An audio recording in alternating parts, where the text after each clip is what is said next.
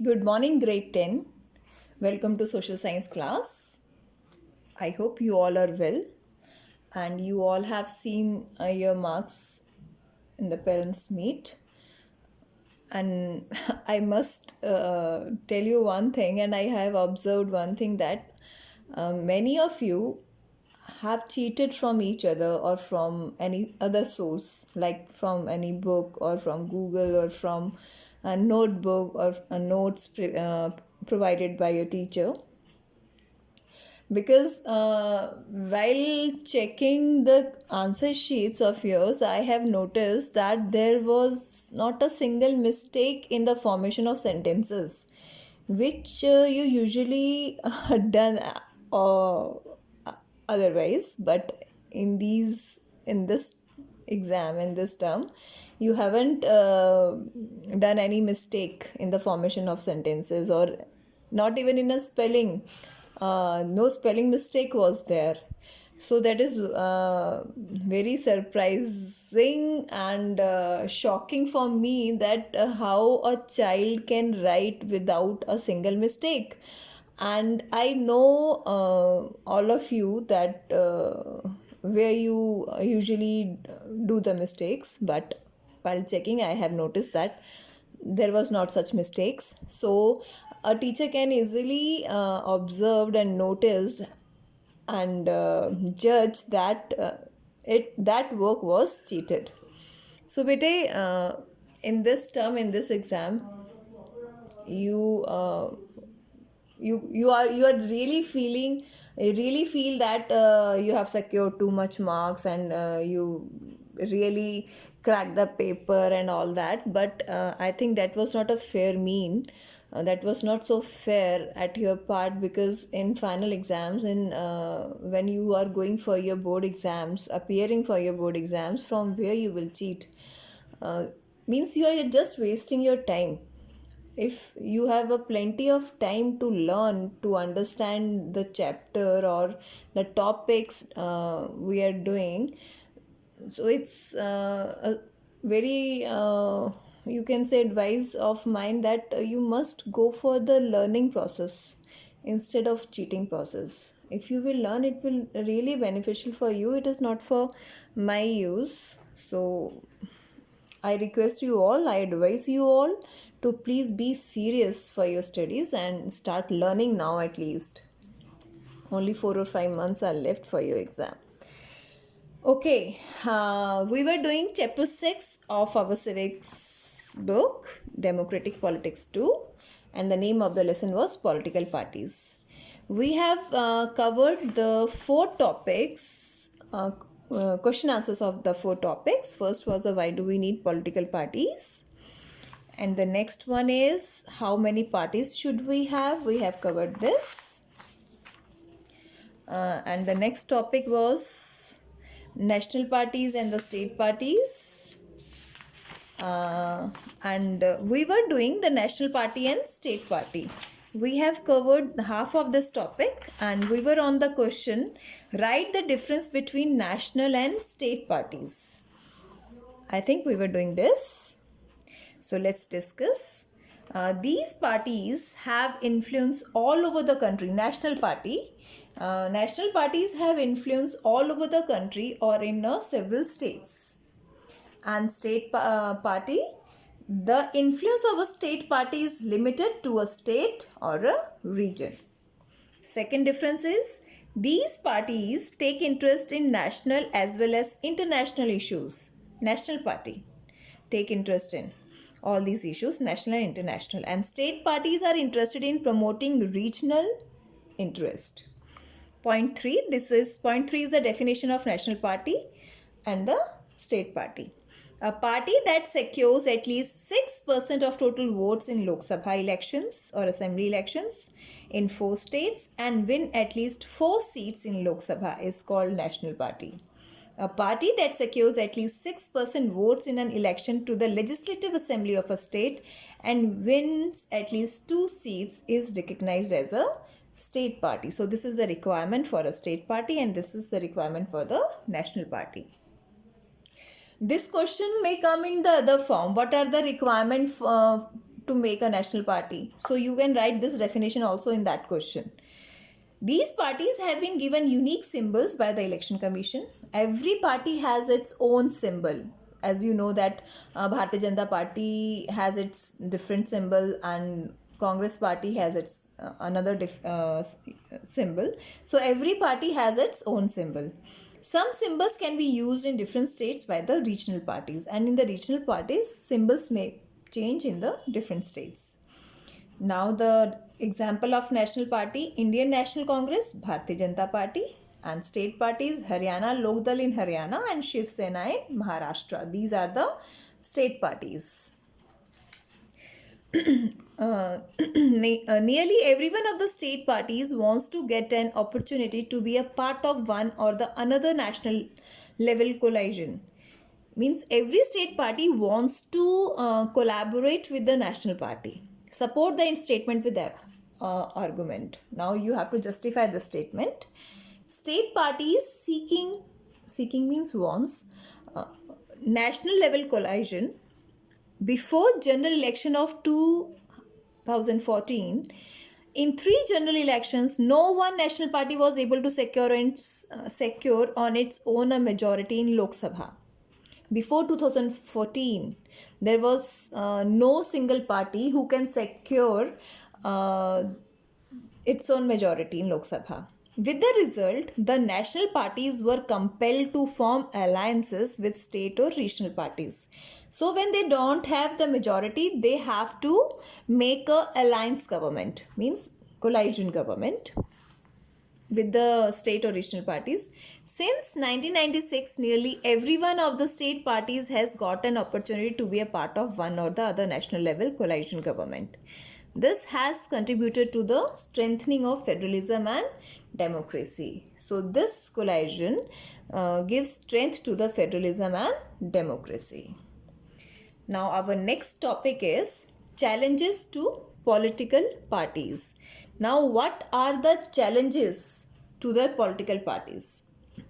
I have written only one question in this section, in this topic, but this only this single question may come in many other forms, because this answer has 5 points and this question may come in 5 different forms. Let's see. Mention the challenges faced by political parties in democracies. Now we have to answer the different challenges faced by political parties in all over the world. Explain in detail. Now, what we will do in this question, that we have to write the main challenges faced by the democratic countries all over the world. Now, lack of internal democracy, dynastic succession, money and muscle power, meaningful choice, corruption, all these are the main problems faced by the political parties. Now, these 5 points may come in 5 different form of questions. How money and muscle power, how the political party face the problem of money and muscle power, or it may come in the form of how the meaningful choice is the problem faced by the political party, or how the corruption is the problem faced by the political parties, or it may come in the form of how the lack of internal democracy faced by the political parties, and how dynastic succession is one of the problem faced by the political parties. So these are the different form of questions. I have written this one question in one part, in one way only, but this question may come in many other ways. So you have to you just have to understand the concept, what the question is asking about, and what you have to write in that question. Now we have to write the challenges faced by the political parties. Now, first challenge is lack of internal democracy. The first main challenge faced by the political party is lack of internal democracy. Let's see. All over the world, there is a tendency of political parties towards the concentration of powers in one or few leaders at the top. This is the introduction. Now the points. Parties do not keep membership register. Why we have the lack of internal democracy? Because parties do not keep membership register. They do not regularly hold organizational meetings. Ordinary members of the party do not have sufficient information as to what happens inside the party, because ordinary members, main members or main leaders of the party must know the information, but the other ordinary members, they do not have the sufficient information as to what happens inside the party.